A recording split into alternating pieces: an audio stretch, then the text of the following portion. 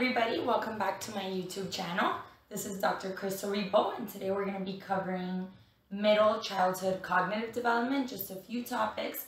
We're going to be focusing specifically on early literacy and mathematical ability, and also some pre-literacy skills and mathematical skills that we can work on as early as preschool. So we're going to start first with literacy. Just to give you a little bit of background, you know that I am a developmental psychologist. My specialty is actually language development. I worked with preschool age children, ages 2 to 5. During my graduate work, I tested hundreds of children. I would evaluate them in English and Spanish in their homes and evaluate mainly vocabulary, verbal skills, but also nonverbal skills. Okay, these are the skills that are essential when a child gets into school age, where it will be determined if they need to be in gifted classes, in mainstream regular classes, or in some sort of exceptional student education program.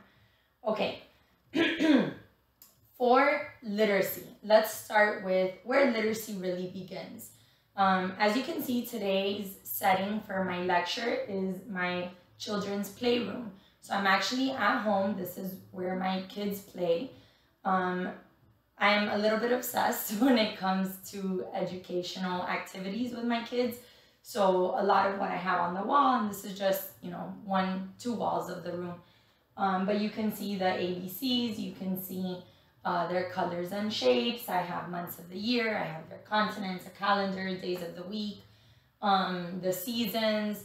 And over on my other wall, I have shapes and math. I also have a psychological chart which asks how they feel today with different emotions. So you can't really see that in the video, but to give you an idea, this is our general, context of where my kids play on a daily basis.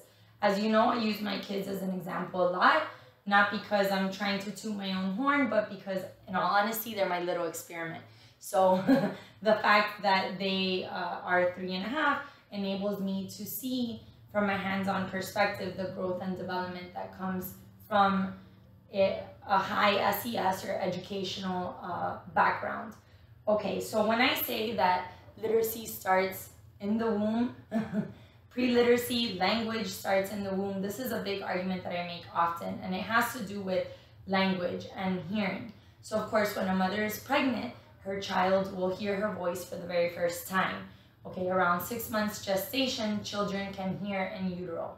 Studies show, as I've mentioned in my classes, the minute a child is born, studies on newborns have shown that they can actually recognize not only their mother's voice, but their native language. So children have an immense capacity to learn from the minute that they're born, even though they have very rudimentary memory. They're not going to have long-term memory for a while. They do learn what they're exposed to on a daily basis. Okay, so this is where language comes in. The #1 predictor of reading skills later on is going to be the child's vocabulary. There are many other predictors that are highly correlated with vocabulary. Okay, so if the child has early exposure to language, this means a vivid, rich environment of a parent explaining to them using diverse language. And by diverse language, I mean rich speech, not just the same words over and over again. Oh, grab that thing. Get me that that's over there. That's not rich vocabulary. Rich vocabulary is saying explicitly the word, what it means, giving the child context clues from the minute that they're an itty-bitty baby. Speaking to them in a language that comes most natural to you is very important as well. Whether, as you can see in my house, whether it's English or Spanish, language should come natural to a parent. So if naturally they are bilingual and they mix the 2 languages, this is actually okay. Just expect that your child will also mix the 2 languages when they're old enough to talk. So as long as you're okay with that, there's technically nothing wrong with interchanging between 2 languages. Okay. So early exposure to language tends to come most from the home. This is why home language exposure is the strongest predictor of a child's vocabulary. Home language exposure tends to come from the primary caregiver. Most of the time, that's mom, but it could be dad, it could be a grandparent, it could be a daycare. whoever is the primary source of that child's time, right? Whoever spends the most time with that child, rather. So, reverting back to what I was talking about, reading. Reading starts with vocabulary. If a child's vocabulary is very rich and very diverse, they're going to have high, what are called expressive skills. Expressive skills is what the child speaks, right? Receptive skills come first, and that means what the child understands. So receptive vocabulary is going to be another huge predictor of a child's verbal IQ and their capacity to read later on.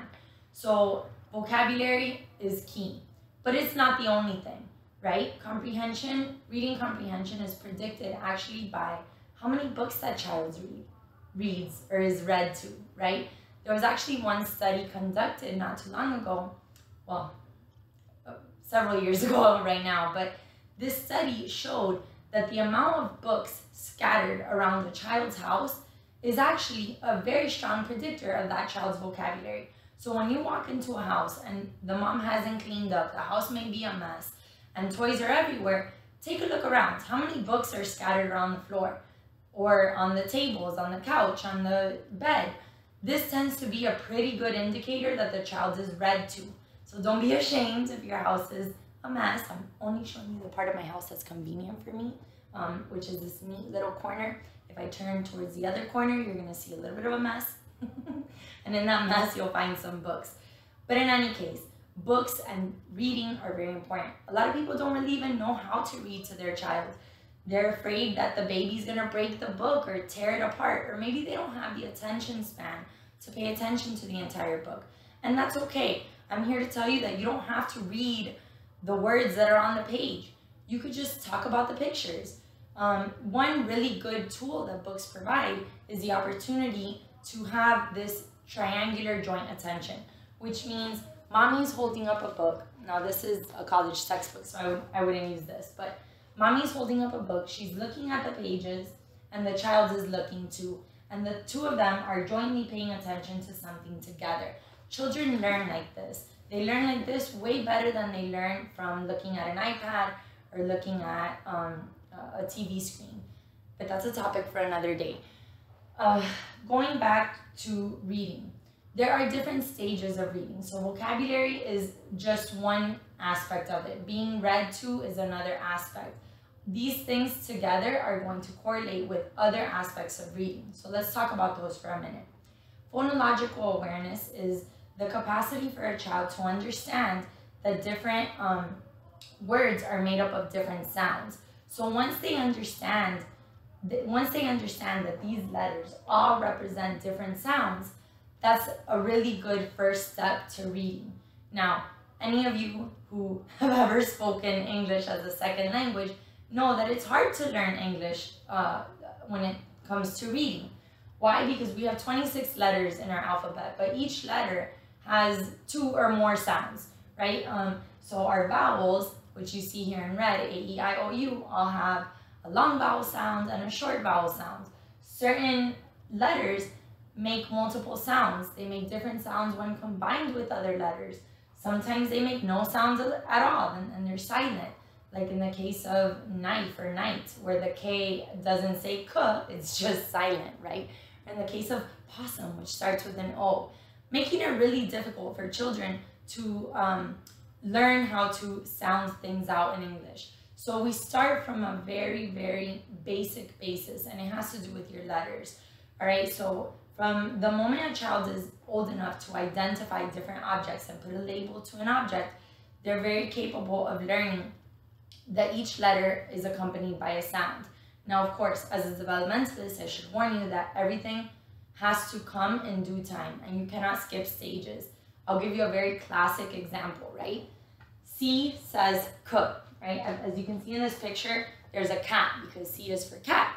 When my boys were a little bit smaller, I remember distinctly asking them one day, what noise does the letter C make?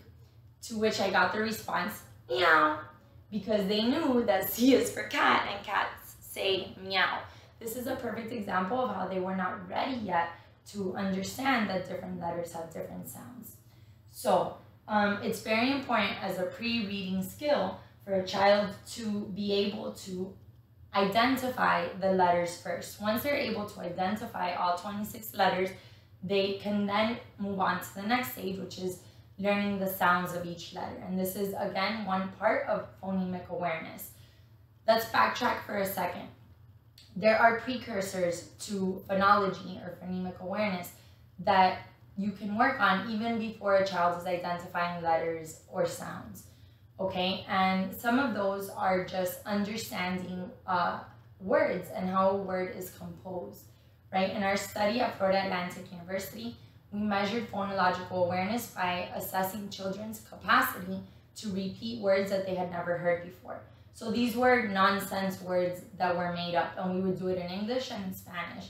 So for example, I would say a silly word like blicket and ask the child to repeat after me, this word that they've never heard. Blicket is only 2 syllables, so most children are able to do that. But when I come up with a more complicated word like gaziruchenseos and ask the child to repeat that word to me, they may look at me first and say, that's silly, I'm not gonna do that. But what we found was that the children who were able to repeat these complex nonsense words were more capable of acquiring language or having a larger vocabulary. That is, kids who have larger phonological memory, that means they're able to hear a word for the first time, retain it in their memory long enough to repeat it and repeat it accurately, they tend to have higher vocabularies. Now, what predicts phonological memory? Ding, ding, ding, guess what? Exposure to language. So the more mom talks to a child, the more mom says, repeat after me, what does this word say? And they, talk and talk and talk to their child, the better the child's phonological awareness will be. So with that said, we start teaching reading by teaching letters. After letter identification is going to come letter sound. At the same time, simultaneously, this child is being read to every single day, multiple times a day. One great routine is to read before bed. Just be cautioned that you don't want to teach the child to fall asleep too much when they're reading, because then reading can be associated as something that's going to make them sleepy. So make sure you don't just read before bedtime, but that you incorporate it throughout the day as well. Okay, so pre-reading include skills like naming objects and colors, identifying letters, identifying the sounds that come with letters. Then another skill that's very important, most children are able to do this by the age of 4, but you can definitely start it earlier, is rhyming. Rhyming shows phonemic awareness as well, because it is the capacity for a child to understand that different words have different sounds, and that those sounds can be taken apart and sound like other things. So for example, cat rhymes with bat, hat, mat. If a child is able to understand that those words sound the same, but they don't mean the same thing, and they have grasped the concept of rhyming, that's one indicator that they're ready to move on to the next step, which is letter blending, okay? So if they're very familiar with letter sounds and they're not confusing their letters yet, they're able to identify A says A, B says B, and again, it's still normal for a child to confuse letters like B and D, P and Q at a young age, which is why we don't want to skip steps and rush things, rush their development. But once they're fully capable of understanding the sound that each letter makes, they're able to start combining letters. And this is huge because most schools don't do this until kindergarten. Some high quality preschools are doing it, but we see that this is really happening in pre-K, in kinder, sorry. So there are 2 approaches to reading. There's the whole reading approach, which includes sight reading, which you may have heard of, sight words. That means looking at the word and memorizing it as a whole. And then there's the phonics approach, which is the decoding approach. That's the approach that I'm going to talk most about. It's the approach that has more research evidence to support it. Although I do want you to be aware that kids do both. And almost no matter what you do, they're going to memorize, right? Especially kids who are highly intelligent, they tend to memorize things very quickly. The reason why decoding tends to work better is because remember that together with reading comes spelling later on and writing. Reading and writing go hand in hand. So if we want the child to be good at spelling, we don't want them to just memorize words. We want them to understand phonemic awareness and each sound that each letter makes so that they're able to compose their own words later on. Okay, so Aiden and Jaden are 3.5. They're learning to blend sounds. We still don't have it quite down pat, and I will say that one child does it better than the other, which is expected because there are individual differences in intelligence and multiple intelligences, and we all are we have our strengths and weaknesses. So I'll show you some examples of that and how you can teach this very early, as long as you don't skip steps. So one example that I started with were at words, right? And so at this is called a word family or a letter family. You can do it with many different combinations of sounds. At, app, and many different sounds. We start with A and then you can work your way through the other vowels, right? But the idea behind this technique is that a child first learns to blend 2 sounds at a time, A and T, right? Once they know that the A says at and the T says t, at, it's very easy for them to then combine the sounds together to then make at, okay? Once they have this understanding that this says at, we can then add another letter, b, at, and together that says bat, okay? At that point, it is more reasonable, it's more easy to then change the first letter and you can create new sounds, rat, cat, and so on, right? Hat, bat, fat, mat, the list goes on and on. So one very quick way to get them to learn a lot of words is by teaching word families. This is what they do in kindergarten. If a child is too little, you know, like 3 or 4, they may not be ready for that yet. And then I would focus just on blending sounds. Really the at, together say at, and build that as much as possible. You have to make it fun for them. Children, when they're very small, they don't do well too often with worksheets or pencil and paper. So just to give you an idea, I have a few of the tools that I use to teach Aiden and Jaden, okay? Magnets are our best friend, but we have here different types of letters, right? And we can combine them very hands-on. Children are kinesthetic, visual, auditory learners. They can't just do it by pencil and paper all the time. It helps if you corroborate what you're doing with videos, with different toys, with treats, right? We know operant conditioning works. When my kids are really into it, I make it a game, I make it fun, and I offer a reward. And I find that that works often. I have many different types of letters. Here's another little pile of letters that I have. And so they're never really getting bored of the same thing. We change it up. One show, because we know that even though we don't recommend TV, it's inevitable. It sneaks its way into every household. One show that I really love is Super Readers. And it's called Super Y. Super Y and the Super Readers. So I make it a thing. I talk to my children and I tell them that it's Super Reader time, come on. And that show has taught my kids also how to rhyme because it makes songs out of everything.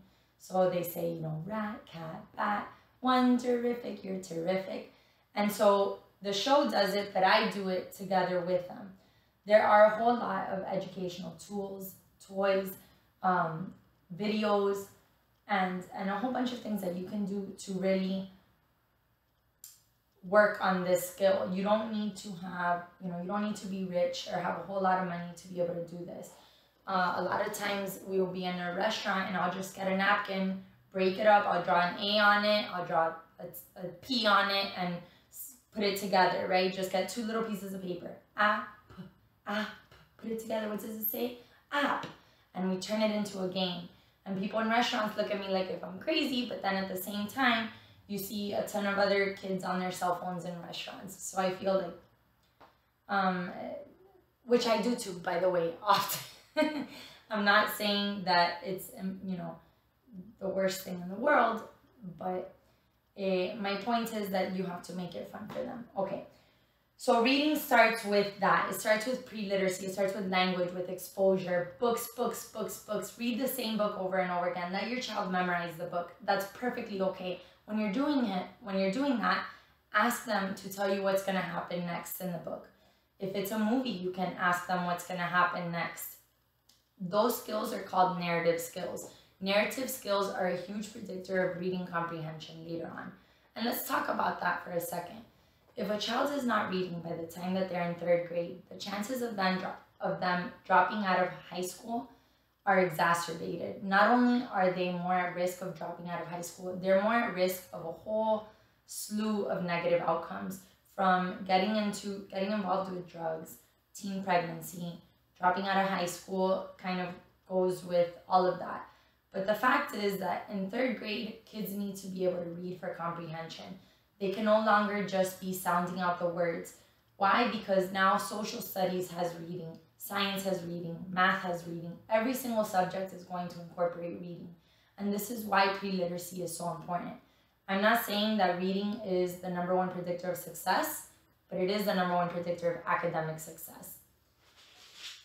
Emotional intelligence, others would argue, is the highest predictor of success.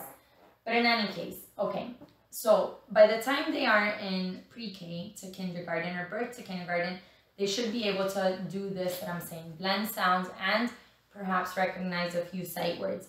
By the time they're in 1st to 2nd grade, they should be able to sound out letters and decode words. Okay, so that's what we call the decoding stage of reading. By grades 2 to 3, they should be reading with fluency, which means they're reading no longer by sounding it out, but they're able to just recognize words and recognize the patterns of sounds that come with each word. Okay, so once we have taught every single letter sound, short vowel and long vowel, then we can move to digraphics, right? TH says the, CH says ch, SH says sh, etc., etc. And so eventually they will get the big picture and be able to put together a sentence and read. And yes, some words, like I said, it's inevitable, they need to be memorized, right? Like the word of can't be sounded out because that would say off, and that's spelled differently. So there are sight words that have to be memorized, and that's part of kindergarten as well, and 1st grade. Okay, so by the time a child is in grades 4 through 8, now they're actually reading in order to acquire new knowledge. So reading for learning, that's called. And then after that, they're able to analyze into high school, and this has to do with abstract thinking as well. John Piaget said this happens around puberty. Kids are able to read and gather multiple viewpoints, which means I can read something and say, okay, this is an opinion, this is a fact. Both are written text, but it doesn't necessarily mean that both are correct. Into college and adulthood, kids are able to read multiple sources and create their own conclusions, right? Hopefully. Of course, SAT scores, ACT scores, GRE scores, so many standardized tests are based on our ability to comprehend and have this reading ability. So even into college, into many jobs require IQ tests, we see that early literacy is key, okay? So I'm just talking here, I've only spoken so far about reading. Next, I'm going to talk a little bit about math skills and what are some activities that you can do to engage your child in math. So I personally am stronger in math than I am in reading. So when we're talking about middle childhood, again, ages 7 to 11, math skills are getting started little by little.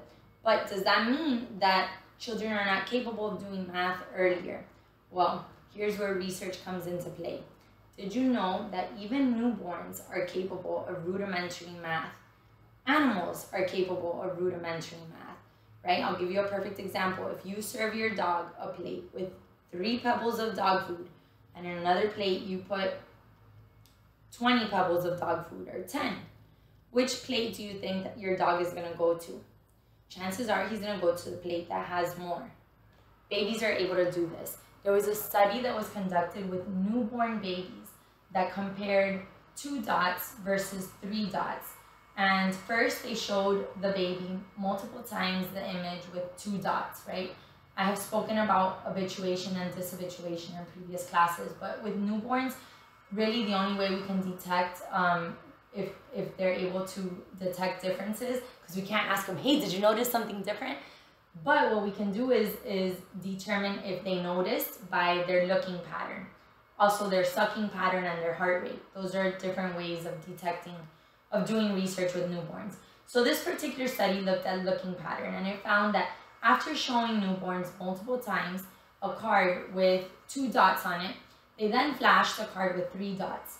And they noticed that the newborns changed their eye gaze, which means they noticed, okay? And this capacity to be able to detect differences in numerosity, this is called Subba Tyson, okay? It is a perceptual process that is present from birth. Our brains actually have a mathematical center. For reading, that's not the case, because our brains have not even evolved fast enough to be able to keep up with reading. Remember, from an evolutionary perspective, reading in humans is a fairly new process. A lot of people weren't even allowed to read until fairly recently in history. So if that's the case for reading, imagine what technology does to your brain. But again, that's a topic for another day. So back to math. Math has been around for generations and generations. Okay, so the fact that we are able to detect differences in quantity, that's just one aspect of math. But math takes many forms, right? When we teach shapes, this is mental rotation of objects, or mental spatial rotation, spatial awareness. That is one mathematical capacity. It is in the right hemisphere of the brain, and well, my right hemisphere of the brain, and it's different for different capabilities, right? So shapes may reside in the right hemisphere, but algebraic equations may reside in the left, right? Because that's more logic, sequencing, patterns. Okay, so how do we teach math to young kids, right? Where does math begin? Well, for one, like I said, I'm very passionate about math. Math is everywhere.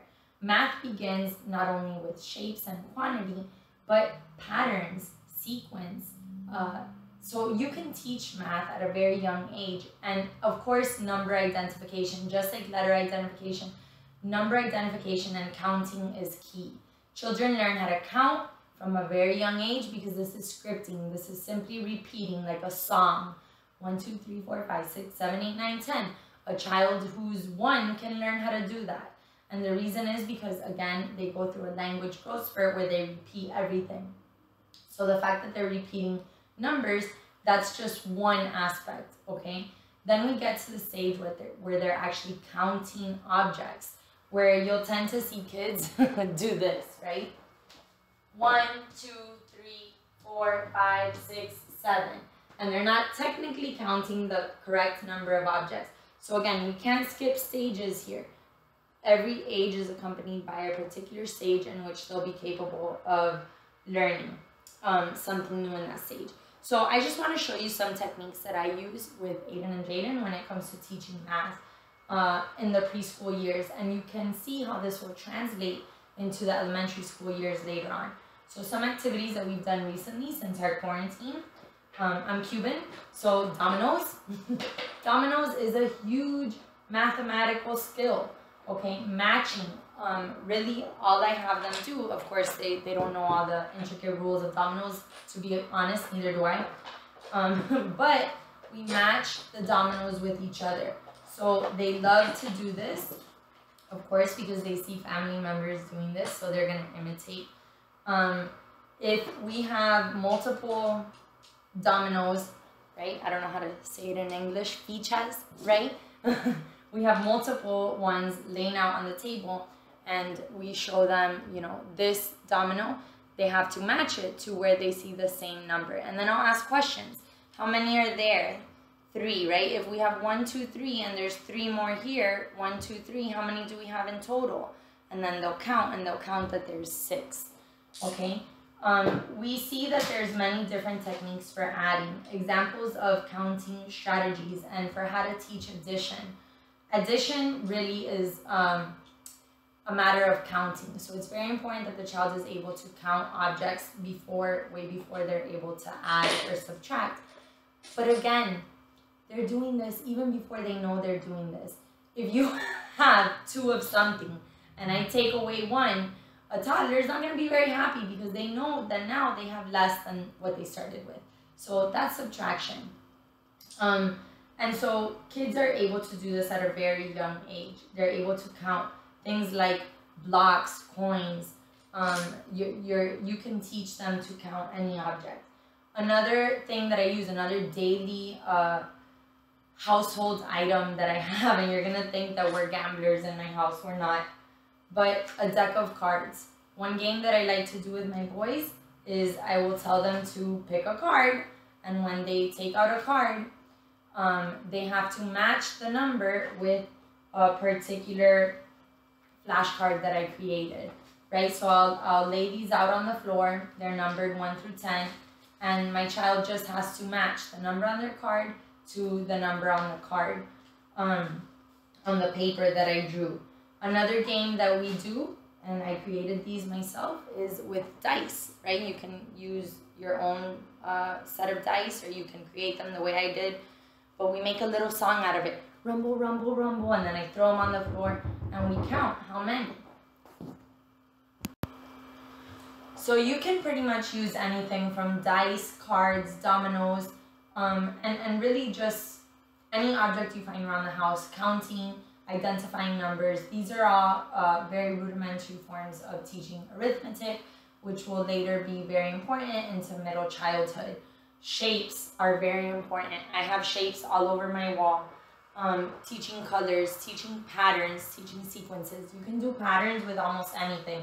I like to use blocks. Another thing I like to do is I'll get an empty egg carton, and we throw little fuzzy balls in there. Red, yellow, red. What comes next? And my child will then, finish the song. It's all language, you see, so everything goes hand in hand. Teaching math and teaching literacy begins in the home. Okay, a lot of kids fall behind in these skills, and parents want to argue that it's because they have bad teachers or because they have some sort of reading disorder, mathematical disorder. Yes, these disorders do exist. These disorders do exist, but we have skills that we can teach from the house. Counting fingers. There's nothing wrong with counting with your fingers. This is a great tool to teach kids early math skills. Once they can identify that one hand is made up of 5 and the other is made up of 5, or even using what's called a number table, where you have 5 squares on top, 5 squares on bottom. You're teaching rote memorization, but they're also using pictorial cues to be able to add and subtract. And using your fingers is just a pictorial cue. It's being able to use visual learning to their benefit. Okay, so in sum, there are different stages to reading and math. It's never ending. You can never reach a peak of reading ability or of math ability. But it does start at a very young age. And when it comes to academic skills and what's going to make them most successful academically, I will tell you that early pre-literacy reading and math are huge. Our government knows this. Our funders know this. Grants, billions of dollars have been devoted to intervening. I talked about Hart and Risley's 1995 study in class, but this was a huge finding. The fact that children who come from high school or below educated parents compared to those who come from parents with a college degree, by the time those kids are 5 years old, the children of low SES, which is socioeconomic status, in this case it's measured by education of the mother, the children who come from low SES homes will have heard 30 million fewer words in their lifetime by the age of 5 than the children who come from parents who are educated. which is why I tell my college students, you guys are doing such a benefit to your future children by getting an education. But let's talk about that for a second. The fact that they have heard 30 million fewer words in their lifetime by the age of 5, what do you think happens as they get older? And the answer is this gap will just continue to get bigger. Okay, so there are a lot of initiatives out there. Bridging the Gap is one example where we're trying to close that gap by helping the children from low SES homes hear more speech, get access to free books, right? The Children's Trust sends you a free book every month, right, when children are 3, and this is free to every single parent in Miami. Not only do they send free books, they send activities together with these books. So there are a ton of resources available to us, free resources online, free printables. I am a huge proponent for Pinterest. I go on there and I put math activity for toddlers or preschoolers and a reading activity. There are tons of ideas. You don't have to sit in front of a paper and a pencil or in front of a book to get a child engaged. And please, the most important thing is don't make it a punishment. Make it fun for them. Time and time again, I see parents saying to their kids, you have to do your homework. You're not going to go outside and play until you do your homework.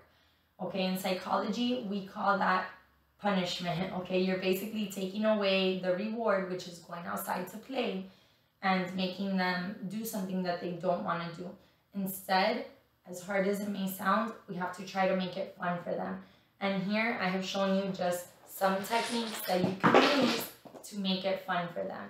And again, the earlier you start it and the more that you model it yourself, the funner it's going to be. If the child sees that mommy and daddy read on a regular basis, it will be more fun for them. They're going to want to imitate that. And so all of these are just some things that you can do to help build early reading and mathematical skills in children. And if you do this at a young age, then it's going to come more natural to them when they reach middle childhood. Thank you for listening to my lecture today. If you liked what you heard, please subscribe to my video by clicking subscribe and like my video. Thank you.